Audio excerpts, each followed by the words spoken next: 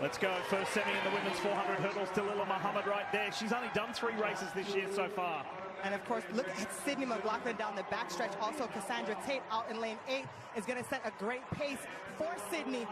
But man, does Sydney look good already, Otto? We know that she does 14 strides between 2 and 7, which sets her up to really run this race better than anybody else. And she is on a blistering place already in the semifinal. This race is already over effectively, because when you let Sydney McLaughlin get this kind of lead, not that anybody can do anything about it, but it's just a matter now of keeping your eye on the clock and figuring out what lane is she going to be in the final. Yeah, she's that much better than everybody else, Lee. And it might be a little tougher for Dalila Muhammad. How close is Cassandra Tate?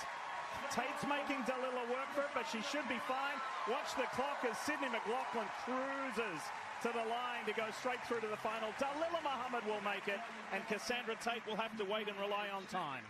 That would be the fastest time in the world this year. So Sydney McLaughlin, Lavroni, ho-hum. Another jaunt around the oval, Sonia. Back off at the end. Nobody's run faster this year. My goodness, we were just talking about Rochelle Clayton, who ran in the Jamaican trials and ran 52.51, having the second fastest time, a little bit ahead of Sydney. Well, that's gone already with no effort. So I'm going to ask you what the folks at home are asking. Why is she so fast? How is she so much faster? You start with bona fide prodigy from high school who can run the 4, the 2, the 1. She can long jump, and then you put her with great coaching both at the University of Kentucky and now Bobby Kersey. Great training partners like a Thing Mo, and this is the result. I talked to Tanja Buford Bailey about this event because I too wanted to understand why is she so great, and she said she's revolutionizing the event. She said doing 14 strides between the hurdles, no one has ever been able to do it successfully and run so fast. She just says she is an anomaly, and it's just incredible that we get to call her races because she is so fun to watch compete. So just to put this time in perspective again, number of women besides Sydney McLaughlin who have run faster than this time, 6 in history, in the history of the event. And that's just the semifinal for her. And she was, she was well within herself for that. There's confirmation. Let's go trackside with Lewis and hear from Sydney. All right, Sydney, we're all trying to figure out what were you working on in that dominant semifinal here? Just focusing on getting out, feeling the backstretch, and getting ready for tomorrow. And how much focus do you pay attention to step pattern, things like that? Because in the final, I'm assuming you'll attack this at a much greater pace? Yeah, I mean, this one was really just feeling it out. It was the same pattern as yesterday, or 2 days ago. So tomorrow's will probably be different. Just qualifying through the rounds, and yeah, we'll let it fly tomorrow. We'll look forward to you letting it fly. Thank you, Sydney. Thanks. All right, Paul, over to you. What's happening in the field? Second of 3 semifinals in the women's 400 hurdles in lane 7. This is Shamir Little. She earned a silver last season at the World Championships in Budapest after an 8-year drought. She was silver back in 2015. She's been to quite a few World Championships, Otto, but never an Olympic Games. So with all that on the line, she decided to do the double here. She's hoping it'll pay off in the final. A couple of lanes to her inside. This is the youngster, the 22-year-old Rachel Glenn. Snoop Dogg is long gone, but she's representing for the LBC from Long Beach, California, the NCAA champion in the high jump.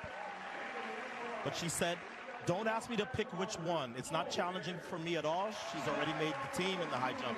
She said, my genetics allow me to do this. Thanks, Mom and Dad. Did you pick up what Addo said there? Rachel Glenn has already made the team to Paris in the high jump. So this would be to make it in 2 different events to make the final, pardon me. The final is tomorrow. So top 2 go through. Dionka Bunkman is in this. Sydney Townsend, Abby Glynn, Shelby Melvin, Chloe Fair, Dominique Muston, and JC Pulse. Top 2 go through, and there will be 3 time slots for tomorrow's final.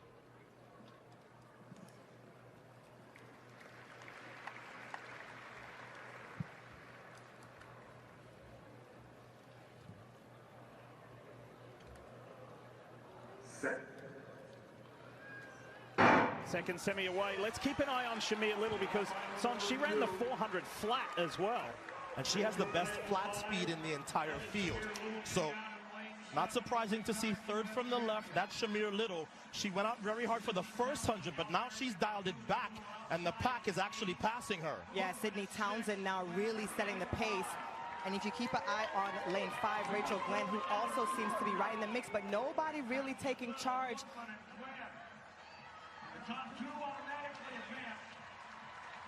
Take a look at Rachel Glenn on the inside there. 5th from the left. Shamir Little in the yellow top is in the lead, but Rachel Glenn's bringing it. Yeah, it's almost like Shamir got awakened by people pulling up next to her, but now it's just her and Glenn that are clear of the field. This is very clear cut. Shamir Little, Rachel Glenn, we will see tomorrow in the final. Little wins, but they're both going through regardless. And the third place will rely on time. So Shamir Little in a 53.49. Very impressive, Sonia. Yeah, I mean, a really funky race there for Shamir Little. She got out hard. Yeah. She backed off on the backstretch, gave a little bit on the turn, and then found something in the final 50 meters. It's not typically how you want to run the 400. So here is Shamir Little. She had given back a little bit to the field here where Glenn was able to make up ground. And then you see Shamir Little respond very well in the final 50 meters. And I always talk about how difficult that is when you already have so much fatigue and lactic acid in your legs to find another gear. However, Lee, the fact that we've talked about... Yes, thanks for watching. Please subscribe, comment, like, share it. We are one family. Thanks for watching.